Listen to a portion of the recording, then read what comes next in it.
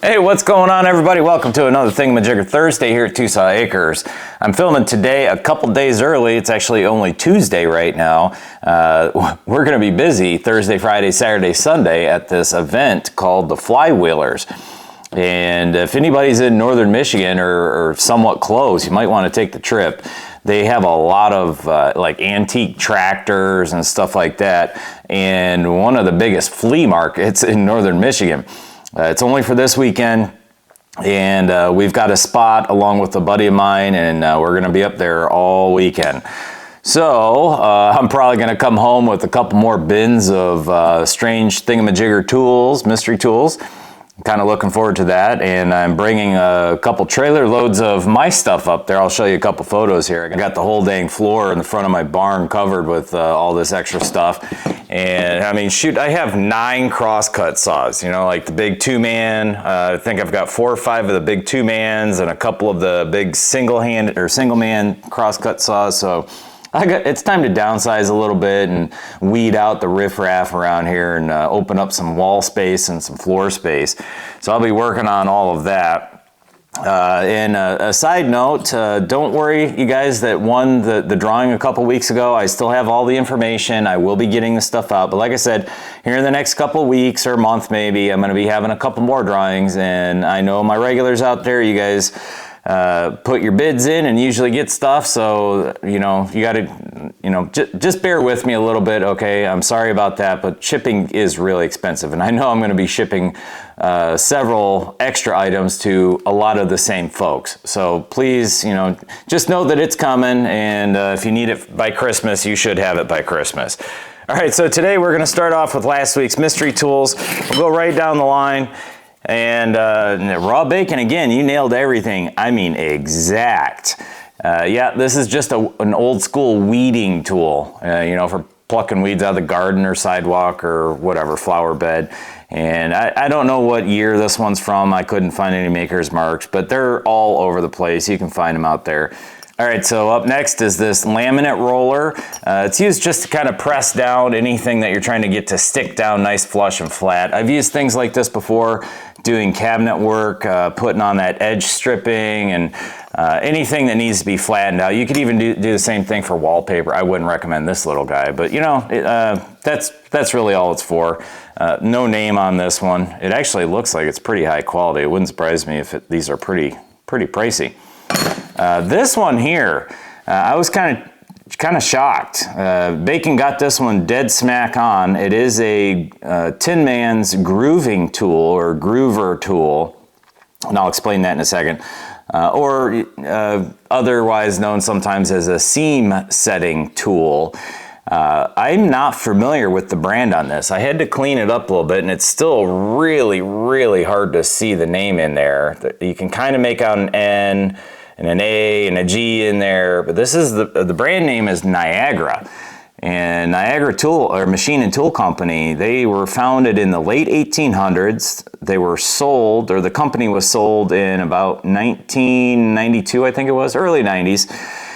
And they make ironworking tools or metalworking tools. And how this would work, this type of a tool, so you see it's got that inset seam. Now this is a number 0, which you can actually make out the 0 right there at the tip of my finger.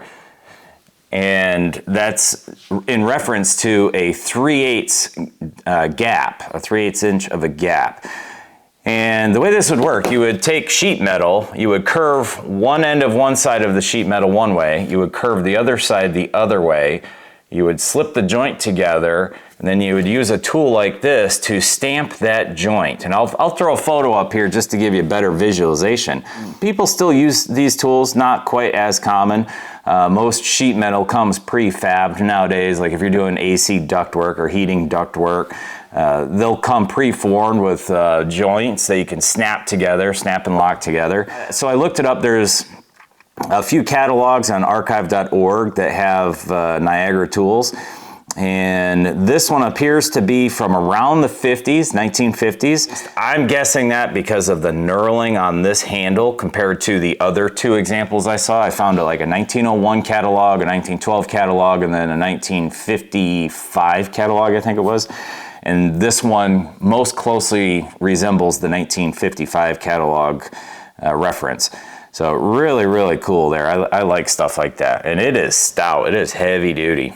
All right, moving on.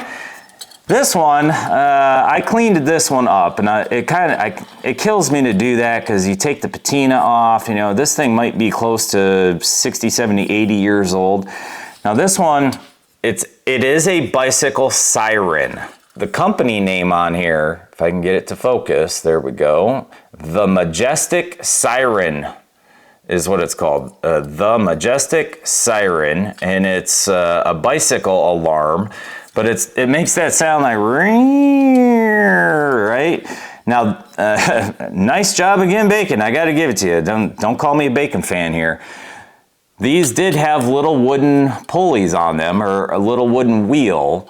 Now this one has been beat to heck. The threads are basically gone, and it looks like it was probably ground down. A little wooden wheel would be on here, and it's actually spring loaded. So this would be mounted somewhere near one of the tires, and it would be pushed against the tire. And sometimes you would have a little lanyard or a latch or something that would keep it off of it, and then you could put it on there. And then this would hit the tire and spin. Now, with that said, the reason why I couldn't get this thing to work the other day or the other week is because you can't spin this fast enough with most normal drills. So I have my little bugger here. This is the DCF 850. It's got a max RPM of around 3,000, 3,250, somewhere in there RPM. My cordless drills and even my corded drills are only going to like 2,500 RPM. And I get nothing with the 2,500 RPM. Now using this one, I can get a little bit of something. You can kind of hear it a little bit. Now you got to remember, the RPM coming, or not the RPM, sorry, the speed of a tire, a bicycle tire, the external diameter speed is going to be much faster than the outside diameter speed of this little chuck spinning. Even though this is spinning at 3,200 RPM, making this guy spin at the speed it would be spinning of, say, a 26 to 32 inch bicycle tire, the outside speeds. You know, I'll do a little bit of math here and throw the speed differences up there just to see, because I honestly don't know off the top of my head right now. But that makes a huge difference. Now, I did get a second one of these in that same bin. This one is more complete, and this is actually pretty close. I think that is what would lean against the tire and hit the tire.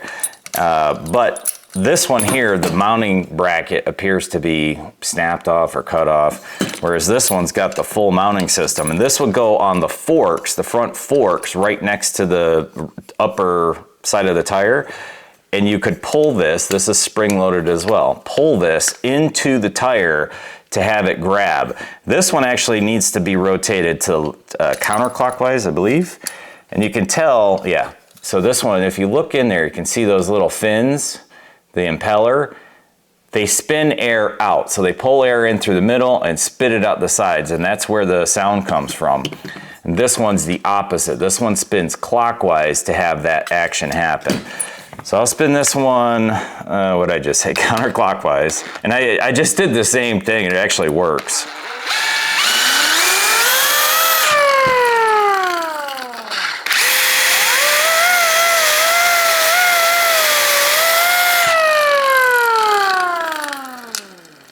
Okay, so really nice work on that, Bacon, and yeah, piece of old history here. Like I said, I really hate to clean stuff up like that and take the patina off, but I couldn't read any of the writing that was on there.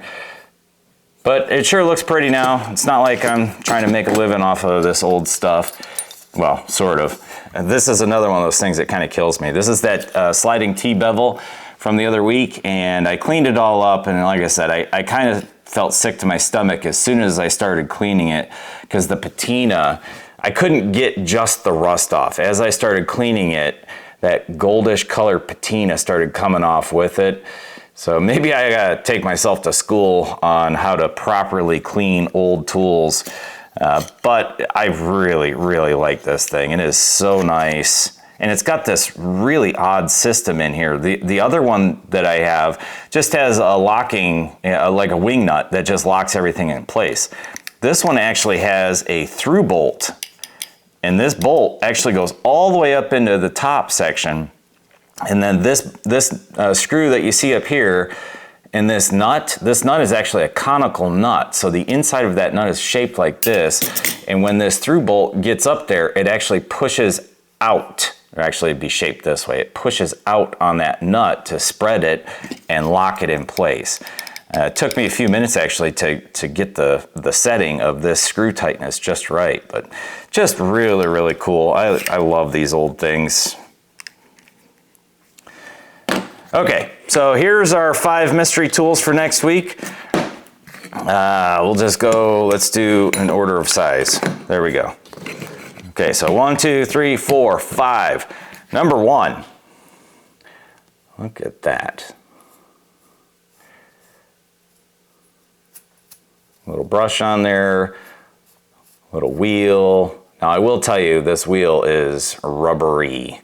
I don't want to make it too easy. Somebody might even be able to zoom in and see what that says. Okay, up next. This one, if I remember right, this had no markings on it, so.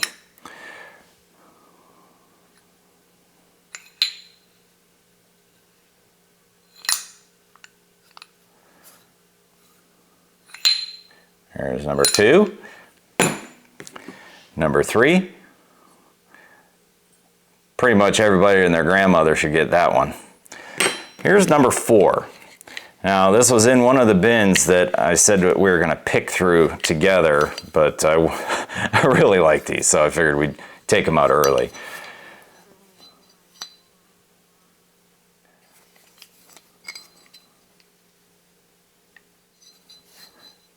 Okay, and on to our last one. This one shouldn't be too hard.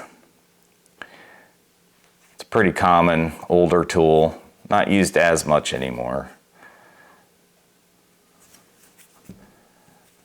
Alrighty, for those new to the channel, if you got any guesses on what any of these 5 items are, go ahead and throw something in the comments. We'll be going over these next week.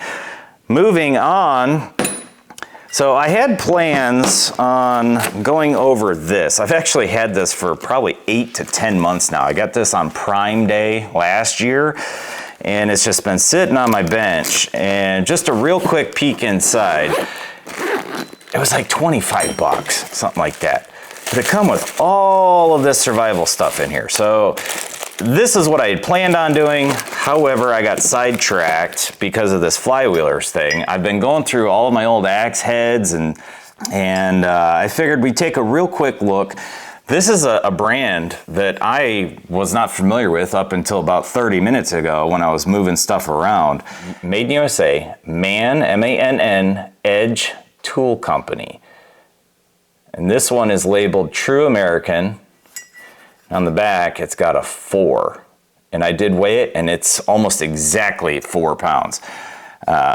What guy doesn't like axes, right? So I'm gonna take you over to the pile that I got that's going to flywheelers, and that's why I'm doing it now, because I'm taking a huge pile of my axes and axe heads up to flywheelers.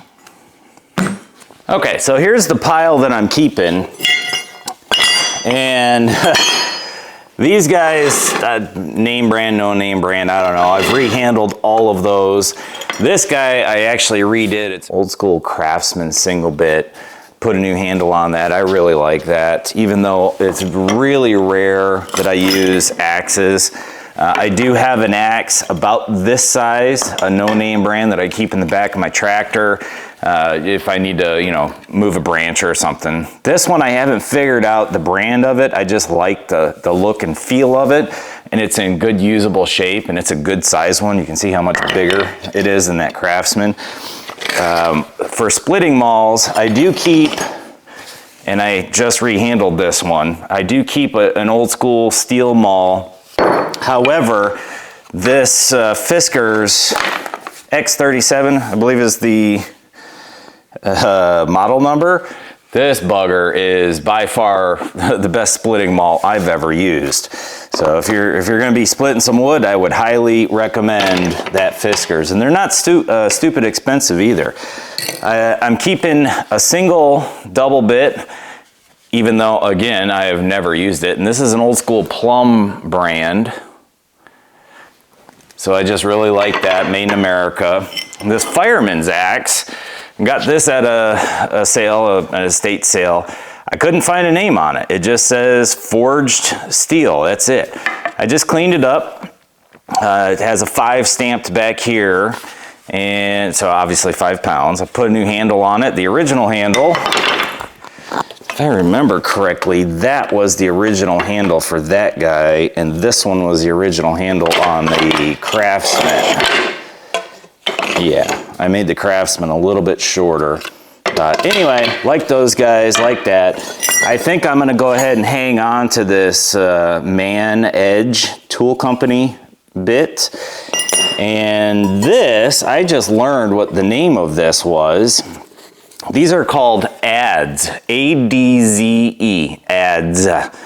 And it's used for like shipbuilding, you know, trimming down lumber, logs for that matter, or the railroads use these a lot to chisel out a part of a railroad to get in the plates, the base plates to mount the track. And you would use this to chisel away. This one is a Verona brand, a Woodings Verona, and it's got this marking right here, which I had to learn about.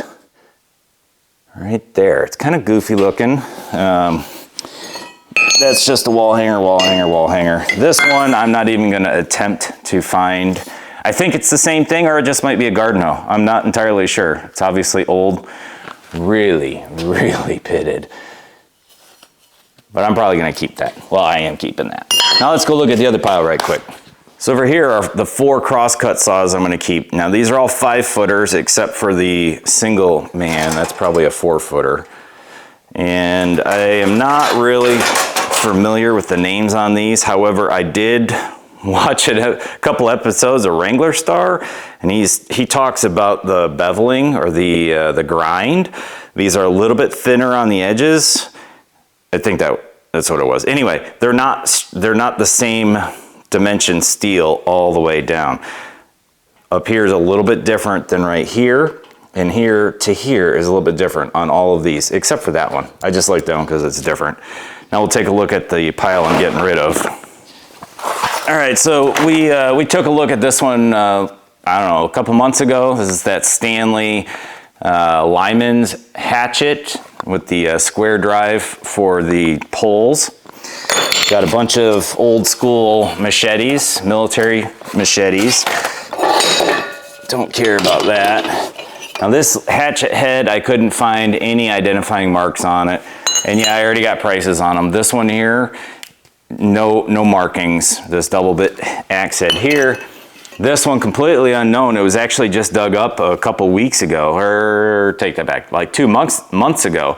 My wife found it on our property across the street. It was just buried. I don't even remember what the hell she was digging for. I think she was looking for Petoskey stones. This is another one of those adze with the oval or teardrop bit. I couldn't make out a maker on this. There is some punched letters in there, but I couldn't find anything for sure identifying the brand of it.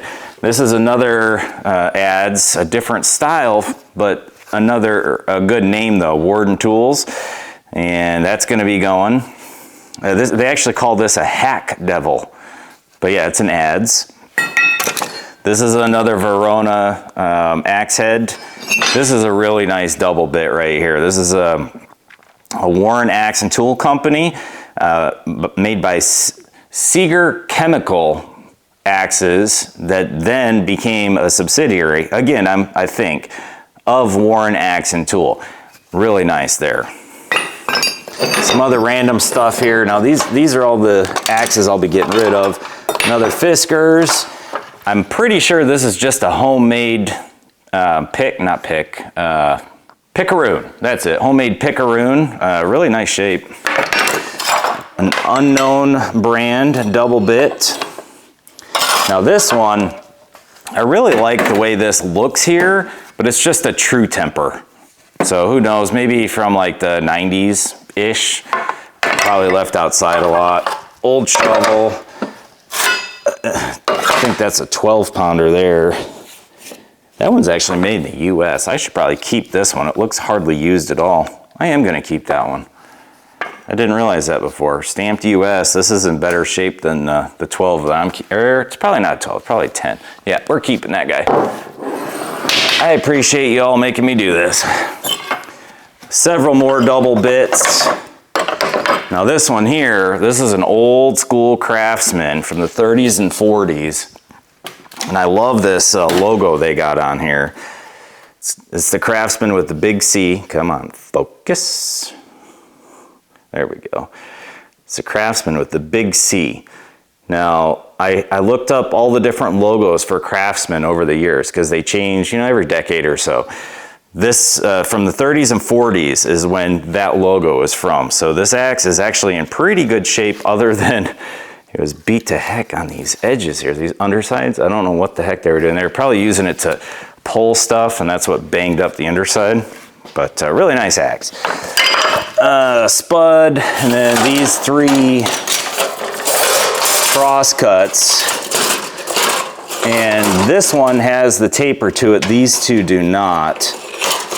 But yeah, that's the collection that's going to be going to sale this weekend. Hopefully I can offload this huge pile of stuff. I'm tired of seeing it laying around here. I appreciate everybody hanging out with me. And if you got any questions, you know, throw it down there. I get back to pretty much everybody. This is going to be a heck of a weekend, so I hope everybody else out there stays safe. It's supposed to be pretty warm too. I'm not really looking forward to that. I like my cooler weather. Otherwise, appreciate you stopping by. Please hit some buttons down below, and we'll catch you next Thursday.